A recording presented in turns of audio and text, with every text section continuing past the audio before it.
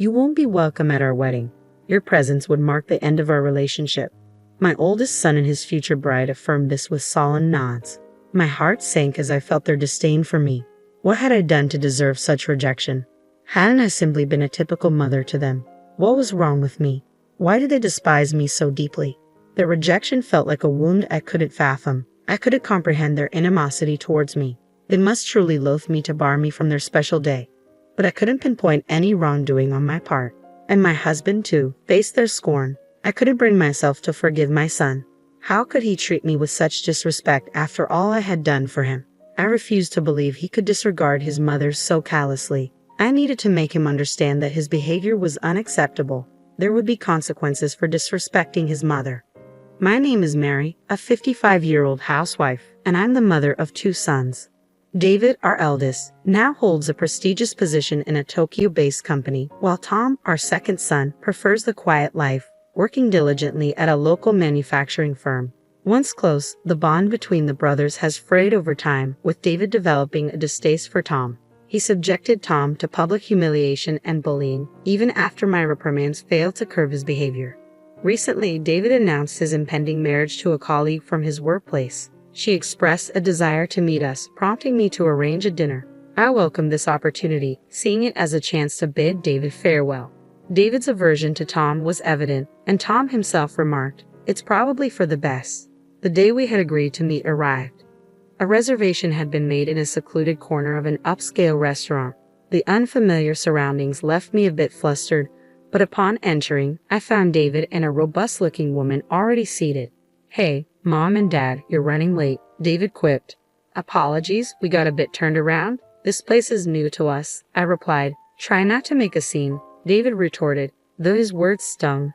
I brushed him off, accustomed to David's demeanor. As we settled into our seats, we enjoyed a sumptuous meal while listening to their conversation. David spoke glowingly of his fiancée, praising her attentiveness to his every word and her forward-thinking approach to their future. He painted her as a paragon of perfection, unlike us, his parents. His adoration for her was palpable, though she urged him to tone it down. It seemed David couldn't help but extol her virtues and his own accomplishments whenever he spoke. When I inquired about their meeting, David dismissed it, asserting, "You should see how amazing she is," sidestepping any mundane details. It felt as though he was overcompensating, striving to impress us with her virtues, making me distinctly uneasy. My husband shared my discomfort, and I silently thanked Providence for Tom's absence from the gathering. "I'll say this again and again, she's nothing like you guys. Please don't mistreat her once we're married. Show her some respect," David implored. "I don't need reminding. I wouldn't dream of it," I assured him. "We'll see. You've always favored Tom over me. With that history, I can't be sure you won't do anything to her," David countered. His accusation hit me hard.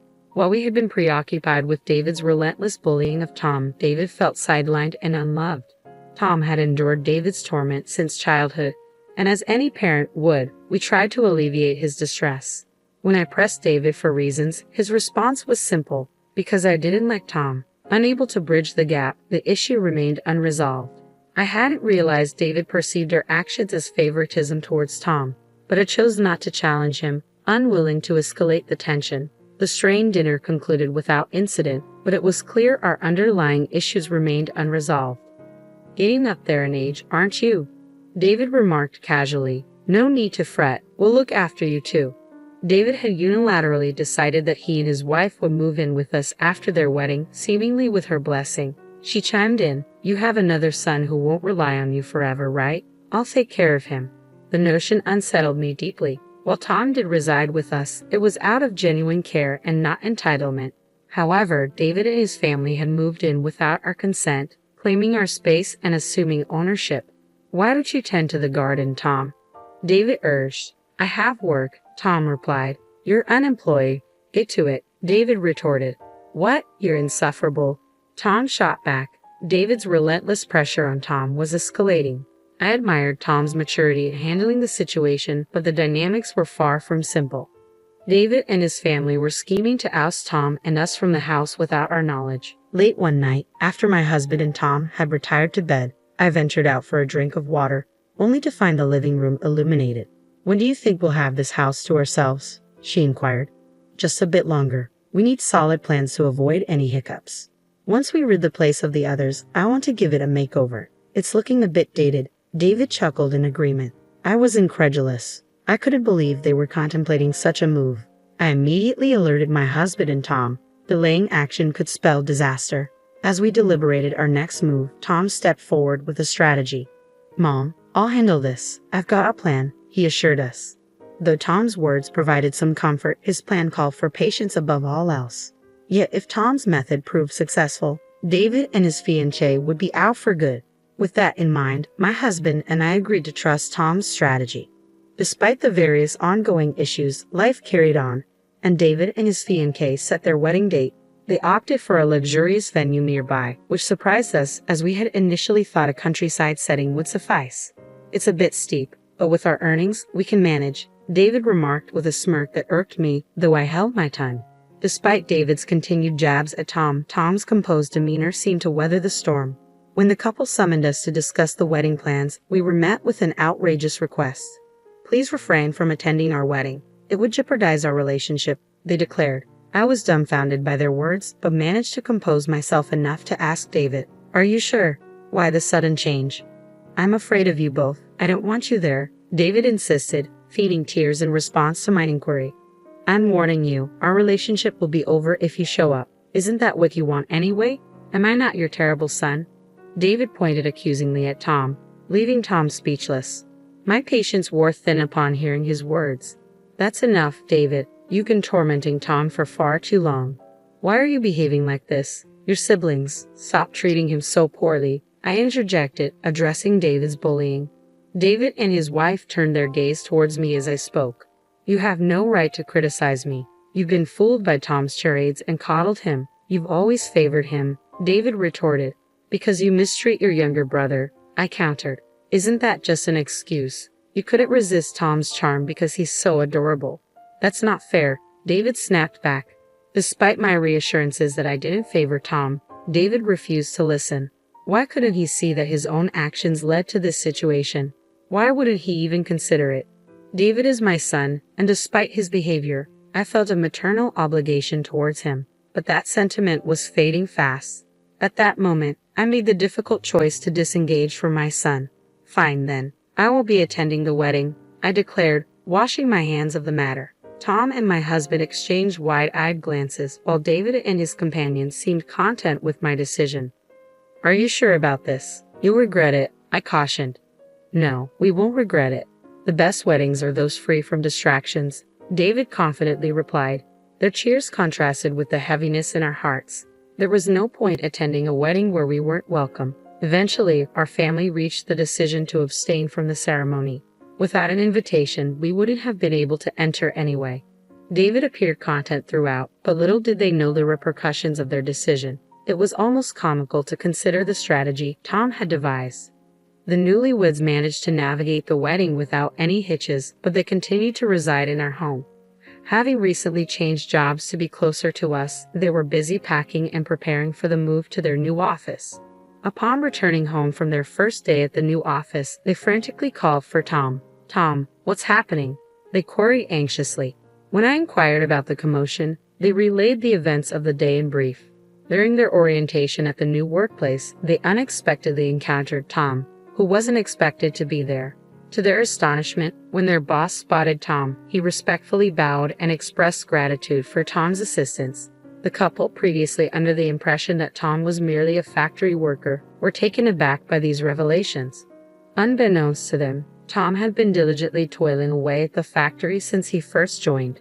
His dedication hadn't gone unnoticed. The factory's president himself acknowledged Tom's invaluable contributions.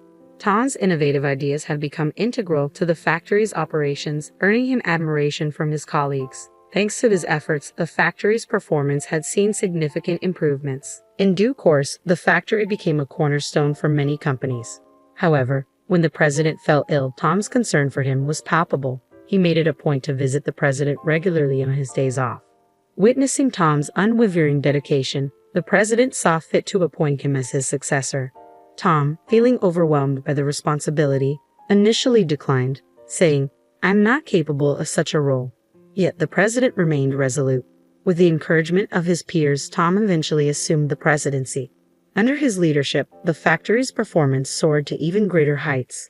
Tom's amiable nature, coupled with the trust he garnered from his employees, as well as his astute leadership, earned him widespread admiration. Today, the factory is relied upon by companies across Japan, and Tom's name is recognized even by major corporations in Tokyo. On this particular day, Tom was visiting the company for a client meeting, nothing more. However, the couple, unaware of Tom's elevated status, felt unsettled by the deference shown to him. "You always find a way to deceive us," David accused, seizing Tom's arm. "If only you had been honest with us, we wouldn't have reacted this way. Why didn't you tell us?" David's wife dissolved into tears on the spot. Tom's nonchalant demeanor was almost ironic given the circumstances. "I reached the top through my own efforts, that's all there is to it, so why all the anger?" he remarked casually, his expression unfazed. David's ire seemed to intensify at Tom's composure, prompting him to raise his voice. "Don't you dare act indifferent towards me." Yet Tom remained composed as he addressed David. "There's something else I want you to hear. It might be the most important thing for you." Through some effort, we managed to calm David and his wife and coax them into taking a seat. Tom, having retrieved something from his room, returned and began to narrate the story. "Firstly, take a look at this," Tom announced, spreading several photographs across the table. They depicted David's wife alongside a man in elegant attire, unmistakably capturing scenes of her infidelity. David's reaction was immediate. He erupted into shouts while his wife trembled, unsure of how to respond. "She's soon to be my sister-in-law, so I did some digging beforehand, and this is what I found," Tom explained calmly, gesturing to the incriminating evidence. "With this much evidence, there's no denying the truth," he added, prompting David's wife to bow her head in remorse. "I'm sorry," she murmured, her voice filled with genuine regret. David, grappling with the shock of the situation, could only stare in disbelief. This is the consequence of not looking beyond the surface of a person. "Nobody is perfect," Tom remarked with a laugh, eliciting giggles from the rest of us. David, overcome with despair, sank to his knees, the room falling silent save for his wife's earnest apologies. Ultimately, David and his wife went their separate ways, their marriage dissolved by David's unforgiving stance on infidelity. When it came time for his ex-wife to pay alimony, she found herself in a state of panic, relying on her parents' financial support to meet her obligations. Yet even this wasn't enough to mend the deep wounds inflicted upon David. Overwhelmed by the shock of the divorce, David chose to resign from his job. Since then, he has retreated into seclusion, rarely emerging from his room except to grab a meal. However, whenever Tom was around, David would recoil in fear, as if haunted by the memory of their confrontation. It appears that since that incident, David has developed a fear of Tom. The family had deliberated extensively on what to do about David. Ultimately, they reached a unanimous decision to sever ties with him in the near future. It pained them to contemplate such a drastic step, but David's selfish behavior left them feeling unable to forgive him. Several months later, David was ousted from the household. In his final moments there, he pleaded for forgiveness, but by then, he no longer seemed like family to them, and his expulsion felt like a natural consequence. Meanwhile, the remaining 3 members of the family now enjoy a carefree existence without anyone hindering their peace. Though her husband has retired, they face no financial struggles, thanks to Tom's hard work. She harbors a deep desire to ensure Tom's happiness and security for as long as she lives. Tom is set to tie the knot soon with his longtime girlfriend, a colleague from their workplace. Their relationship has flourished over several years, and the prospect of her precious son's wedding fills her with anticipation and joy.